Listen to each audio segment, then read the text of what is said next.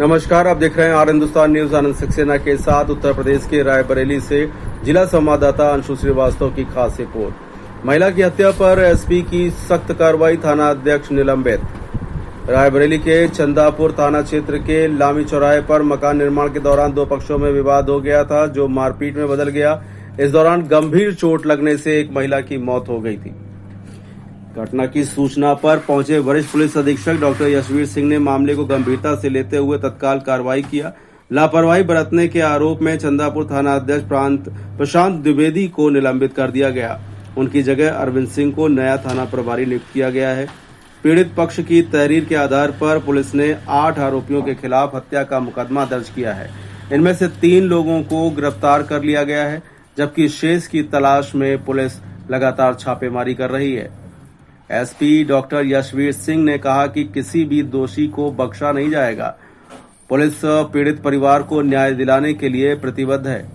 फिलहाल आप सुरक्षित रहिए, जुड़े रहिए आर हिंदुस्तान से। नमस्कार। रोल है अध्यक्ष जी, यहाँ आए हैं, क्या घटना हुई है?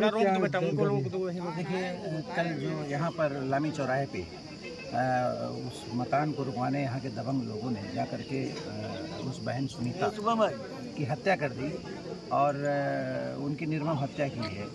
ये उत्तर प्रदेश में जैसे जंगल राज कायम है, उससे अधिक जंगल राज रायबरेली में कायम है। यहाँ कुछ सत्ता संरक्षित लोगों द्वारा ज़मीनों पे कब्जा करना, विवादित ज़मीनों को एग्रीमेंट करा करके उससे अनाप शनाप पैसा कमाना, यही काम यहाँ के लोगों का है। उसी क्रम में इस गरीब परिवार की इस महिला को मारा गया और इनके परिजनों को मारा गया। और दुखद ये है कि परसों भी इनके परिजनों को उन्हीं दबंगों द्वारा मारा पीटा गया था और मार पीट करके उन्हें काफ़ी चुटहेल कर दिया गया था और वो अस्पताल में भर्ती थे।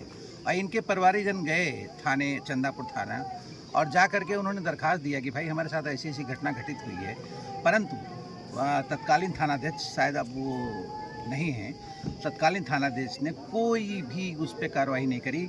और हम लोग इस बात को लेकर के मुतमईन हैं कि अगर वो घटना में वो कार्रवाई कर देते, अगर कुछ न करते, एक एनसीआर भी लिख लेते और उन दबंग लोगों के यहाँ कोई दंडात्मक कार्रवाई कर देते या पूछताछ कर लेते, तो इतनी बड़ी घटना न होती और इस बहन सुनीता की आज मृत्यु न होती। और जिस तरह से इसे मारा गया है बेरहमी से, इसकी चोटें बता रही हैं कि उसे मारने के लिए ही, जान से मारने के लिए ही हमला किया गया है। पीड़ित परिवार से मिले हैं, क्या मांगे हैं और क्या कार्रवाई चाह रहे हैं? पीड़ित परिवार ये चाहता है कि उत्तर प्रदेश की जो सरकार है इस पीड़ित परिवार को 1 करोड़ रुपए की आर्थिक सहायता दे और इस परिवार की सुरक्षा के लिए इन्हें पर्याप्त पुलिस सुरक्षा दे। यही इनकी मांग है। और इनकी ये भी मांग है कि जब तक सभी लोग गिरफ्तार नहीं किए जाते हैं, तब तक ये लोग अभी अंतिम संस्कार करने से मना कर रहे हैं।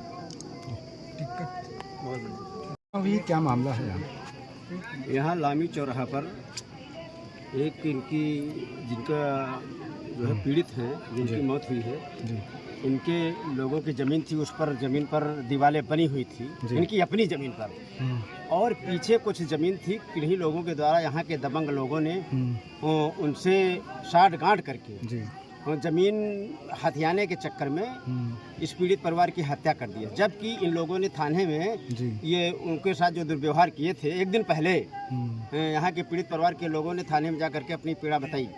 अगर ये पहले कार्रवाई हो जाती और समय माहौल को देखते हुए पुलिस अगर कार्रवाई करती, तो यह घटना घटित न होती। क्योंकि ये एक ही काम नहीं है, एक ही कांड नहीं है।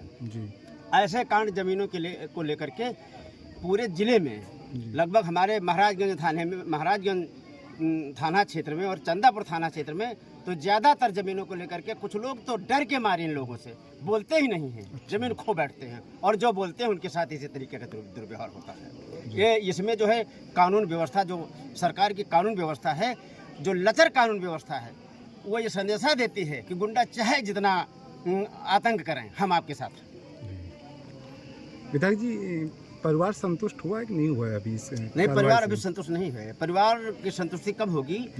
जब जितने लोग हैं यहाँ, उसमें प्रमुख लोग हैं, जो प्रमुख लोग, जिन लोगों ने ये कांड किया है, उन लोगों को गिरफ्तार करके जेल भेजा जाए, तभी परिवार संतुष्ट होगा, नहीं तो परिवार संतुष्ट नहीं होगा। फिलहाल अभी तो परिवार संतुष्ट नहीं है।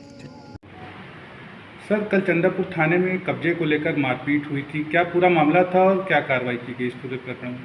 थाना चंदापुर में कल दोपहर 6 तारीख को एक घटना हुई जिसमें एक मकान निर्माण को लेकर दो पक्षों में आपस में मारपीट हुई। दोनों पक्ष के काफ़ी लोग आमने सामने आ गए, एक दूसरे के साथ मारपीट की। एक पक्ष उसमें मकान बनाना चाह रहा था, दूसरा पक्ष मकान निर्माण का विरोध कर रहा था। इसी को लेकर दोनों में मारपीट हुई। दोनों पक्षों को चोटें आई हैं। एक पक्ष को गंभीर चोटें आई जिसमें एक महिला घायल हुई और वो इलाज के दौरान उसकी मृत्यु हो गई। उस पक्ष की तरफ से हत्या का मुकदमा दर्ज है और इसमें जो दूसरा पक्ष है अभियुक्तगण जो है जैसे 3 लोगों की पुलिस ने गिरफ्तारी कर ली है। कुल 8 लोग इसमें नामजद हैं। बाकी लोगों की गिरफ्तारी के प्रयास किए जा रहे हैं। एक जो मेन अभियुक्त था उसको भी चोटें आई हैं, उसका लखनऊ में इलाज चल रहा है। उसको भी इलाज के बाद में उसकी भी गिरफ्तारी की जाएगी। पुलिस के द्वारा इसमें समय रहते जो कार्रवाई नहीं की गई, इस संबंध में थाना अध्यक्ष जो वहाँ के मौजूद थे, थाना अध्यक्ष को निलंबित किया गया है और नए थाना अध्यक्ष को नियुक्त किया गया है।